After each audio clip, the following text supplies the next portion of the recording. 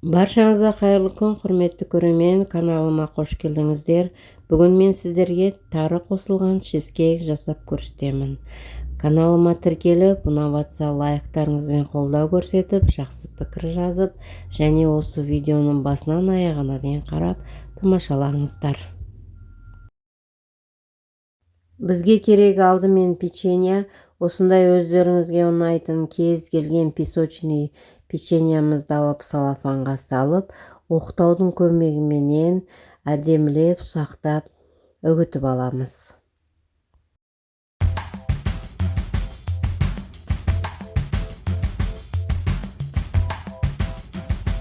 Ендігі кезекте біз үгітіп алған печеньяның үстіне какао қосамыз.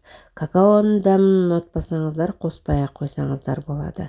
Енді печенье мен какаомызды жақсылап өстіп, араластырып біріктіріп алған соң, бөлме температурасында тұрған сары майымызды қосып, печенье мен сары майды біріктіріп крошка жасаймыз.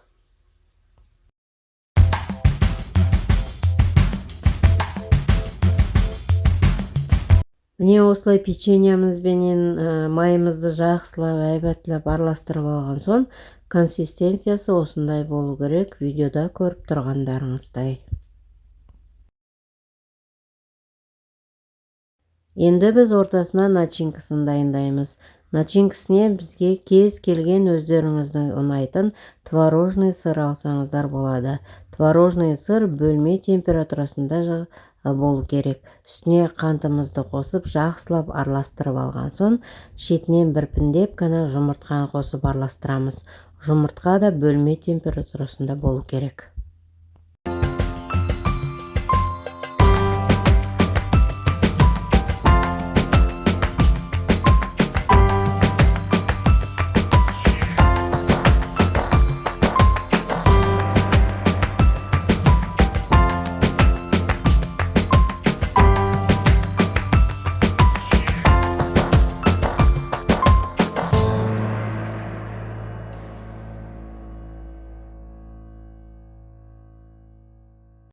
Міне енді осылай араластырып алғаннан кейін, ендігі кезекте жарты ас қасық толтырмай кукуруз крахмалын қосасыздар.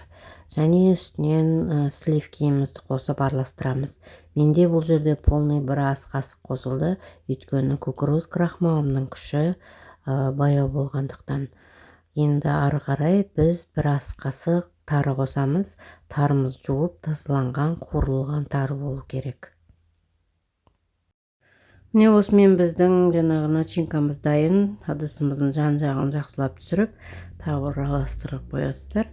Сонымен начинка дайын.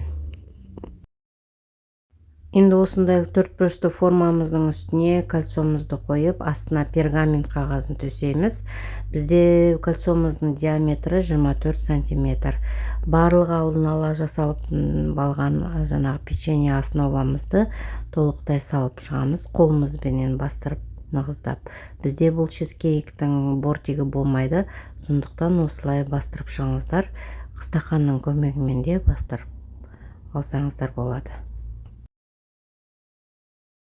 Енді осы печеньямыздың үстіне тары қосылған массамызды құйып, қасықтың көмегімен тегістейміз.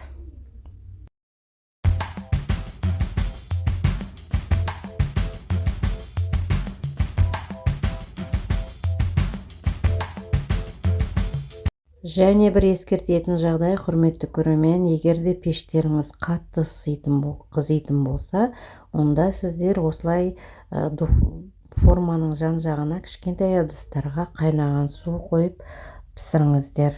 Алдын ала ысып тұрған 100 градус ысып тұрған пешімізге 45-50 минуттай пісіріп аламыз. Міне осымен чизкейгіміз дайын. Чизкейкті пештен шығарғаннан кейін әбден суытыңыздар. Әбден суығаннан кейін барып формасынан босатасыздар.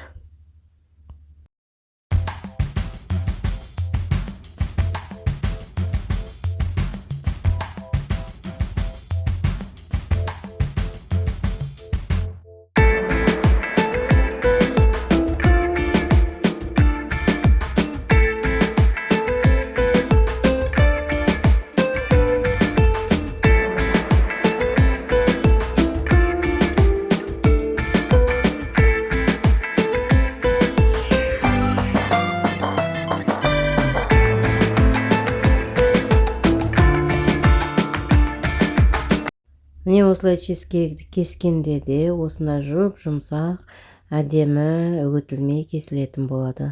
Бұл чизкейкке жақсы өздеріңіздің қалаған ұнайтын кремдеріңізді жасап, жан-жағына салып әсемдеп гүлдеп қойсаңыздар жақсы көрінетін болады. Міне достар, осындай керемет чизкейкті міндетті түрде жасап көріңіздер. Ұнаса қолдап лайк басып кетіңіздер. Каналыма тіркелмеген болсаңыз тіркеліп, және жақсы пікірлеріңізді жазып қалдыруды ұмытпаңыздар.